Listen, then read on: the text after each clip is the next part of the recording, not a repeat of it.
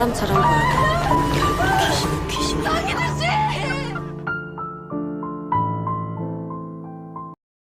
Di dalam studio Kijo, Hanbom duduk dengan tegang saat matanya diperiksa kembali oleh Kijo. Dia berharap bahwa setelah ini dia tidak akan bisa melihat hantu lagi. Namun harapannya pupus ketika dia tetap bisa melihat dua hantu yang selalu menghantui dirinya, Namko dan Sungho. Sungho dengan yakin mengatakan bahwa pertemuan mereka adalah takdir. Hanbom bingung bagaimana mungkin. Dia yakin bahwa dia bukan orang yang mengirim pesan kepada Sungho. Karena pada saat itu, Hanbom bahkan belum memiliki ponsel. Namun Sungho tetap yakin bahwa Hanbomlah yang mengirim pesan kepadanya.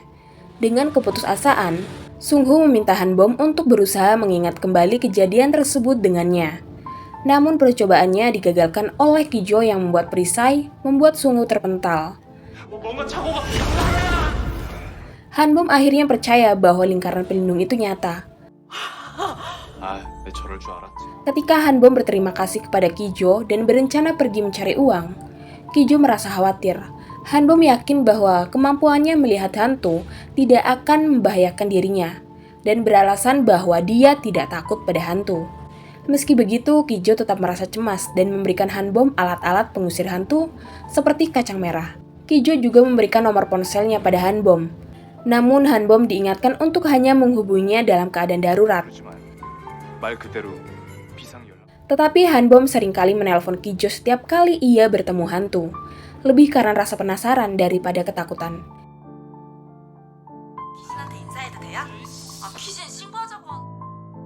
Kijo, Namko, dan Sungho memburu catatan terdahulu yang mungkin terdapat seseorang pernah mengalami kejadian serupa dengan apa yang menimpa Hanbom.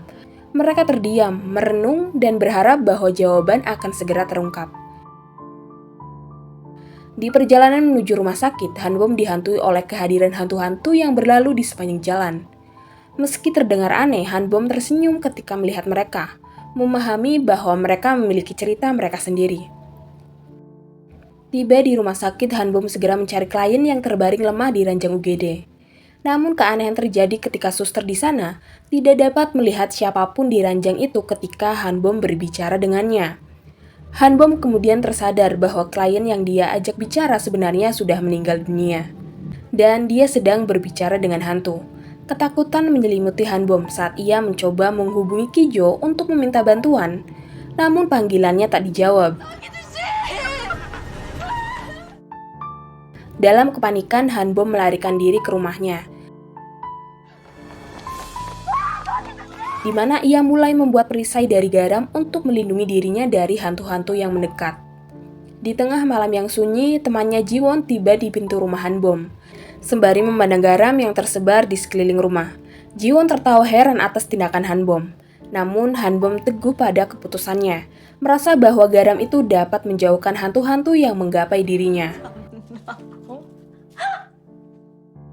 Hanbom teringat pada saat dia dulu menertawakan Kijo yang percaya pada hal-hal supranatural. Rasanya aneh baginya, sebagai seorang yang biasanya skeptis, untuk sekarang percaya pada kekuatan garam untuk melindungi dirinya dari hantu-hantu. Namun Jiwon tak mempermasalahkan keanehan Hanbom. Malah, ia menawarkan diri untuk tinggal sementara di rumah Hanbom karena ia kehabisan uang setelah perjalanan ke luar negeri. Hanbom merasa senang atas kehadiran Jiwon, mengingat betapa ia membutuhkan kehadiran teman di saat-saat seperti ini. Sementara mereka berdua duduk di ruang tamu yang hangat, Hanbom merasa lega. Meski dihantui oleh keberadaan hantu dan kejadian misterius, Hanbom merasa lebih tenang dengan kehadiran sahabatnya di sampingnya. Di tempat lain, Kijo mengunjungi salah satu keluarga klien yang sedang berduka. Mereka tak menerima kenyataan bahwa ibu mereka yang baru saja meninggal ingin bertemu dengan ayah mereka, lantaran mereka meyakini bahwa ayah mereka lah penyebab dari kepergian sang ibu. Kijo harus merasakan hari yang berat kembali, dihadapkan pada keluarga yang tidak mempercayai kemampuannya berkomunikasi dengan hantu. Setelah melewati hari yang melelahkan, Kijo kembali pulang ke rumah. Namun Hanbom yang selama ini menunggu Kijo merasa kesal, sebab Kijo tidak mengangkat teleponnya. Kijo curiga bahwa hantu-hantu itu mungkin mengganggu Hanbom. Melihat Kijo yang berantakan, rasa kesal Hanbom berubah menjadi empati. Untuk itu Hanbom meredakan kekhawatiran Kijo dengan menjelaskan bahwa dia baik-baik saja dan tidak terganggu oleh hantu. Hanbom juga menanyakan mengapa Kijo menjaga dirinya di rumah ketika dia demam setelah kepergian sang nenek. Kijo hanya menjawab dengan alasan bahwa ia sedang mengembalikan barang-barang milik nenek. Waktu itu Kijo benar-benar menjaga Hanbom dan tidak pernah meninggalkannya sendirian. Hanbom sangat menghargai kebaikan Kijo dan mengatakan bahwa Kijo telah bekerja keras. Baginya, Kijo sangat pantas mendapat pujian meskipun mungkin tak ada orang lain yang tahu tentang perjuangan Kijo kecuali dirinya. Hanbom menegaskan bahwa Kijo tidak perlu terburu-buru mencari solusi atas masalah yang menimpanya. Dengan penuh rasa syukur, Hanbom mengusap kepala Kijo sebagai tanda pujian atas kerja kerasnya selama ini. Kijo merasa hangat dengan sikap Hanbom yang begitu peduli dan penuh pengertian, mengingatkannya pada teman masa kecilnya yang saat ini entah di mana. 참 잘했어요.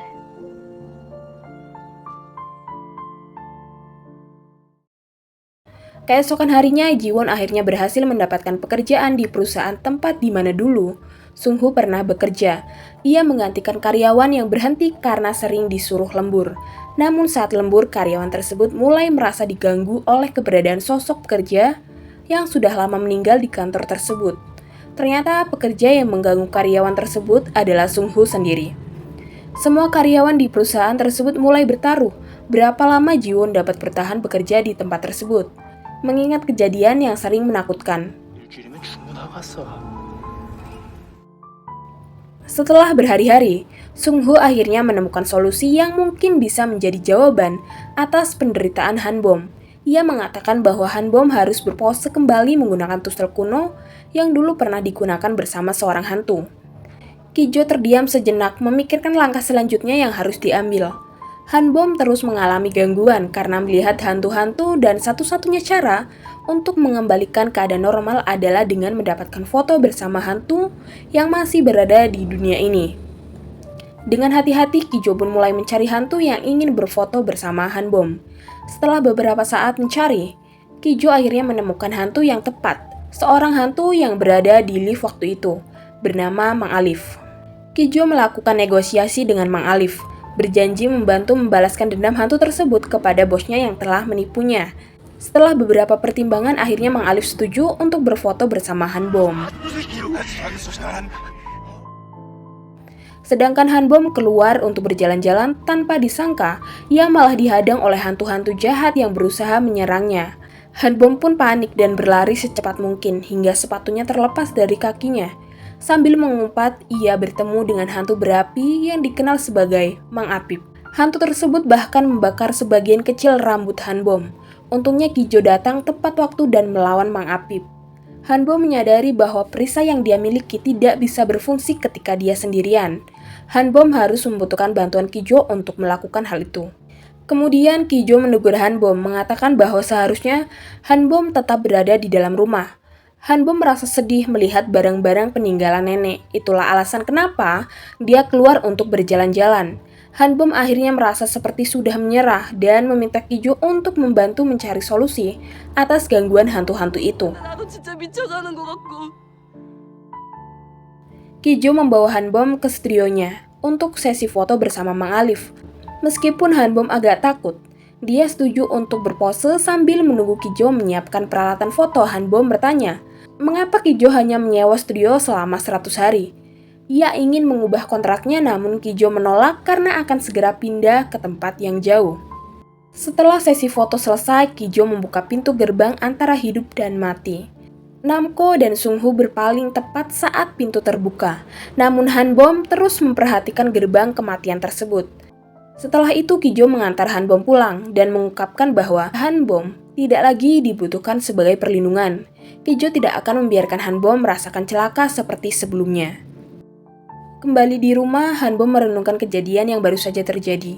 Dia bingung mengapa Kijo tiba-tiba mulai menghindarinya. Namun saat Hanbom merenung, dia merasa lega karena tidak lagi diganggu oleh hantu-hantu seperti sebelumnya.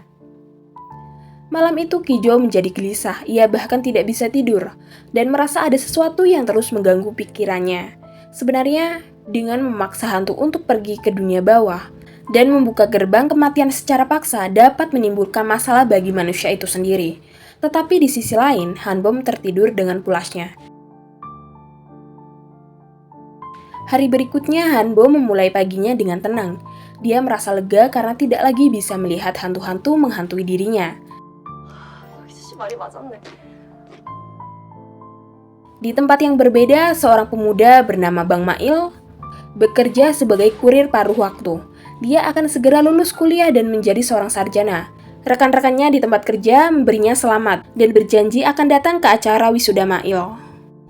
Namun suatu hari saat Mail sedang mengantar barang, hantu jahat mengganggunya dan membuatnya kehilangan fokus sampai tertidur. Akibatnya, truk yang ia kendarai oleng dan terguling ke tanah, menimbulkan tabrakan beruntun.